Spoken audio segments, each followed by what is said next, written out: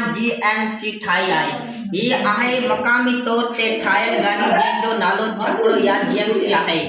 GMC नालो शायदि America गाॾी ठाहिण वारे कंपनी जे नाले तां पियो थी सघे थो। कुझु पुराणा पुर्जा या इंजन असल जीएमसी ट्रकनि मां वरताए विया हुजनि, या इहो सिर्फ़ उन्हनि जे मज़बूत बनावट या कारीगरी जे करे नालो इस्तेमालु कयो वियो आहे।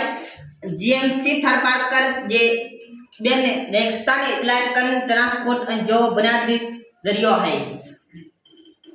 उनखे रेती रस्तनि ऐं ॾुखनि हालतनि खे मुंहुं ॾियण लाइ ठाहियो वञे थो।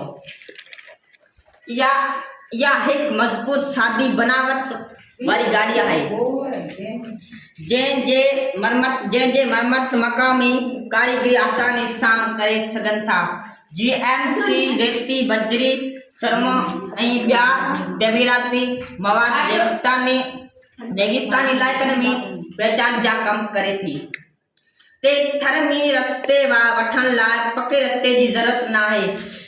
तंहिं करे जीएमसी रेत ऐं भिटनि ऐं दड़नि तां आसानी सां 16 टन ताईं वज़न खणी गुज़री सघे थी। जीएमसी थरपारकर ॿियनि इलाइक़नि सामान जीअं त खोराक, पाणी ऐं ज़रूरी सहयोग पहचान लाइ तमामु अहम आहे।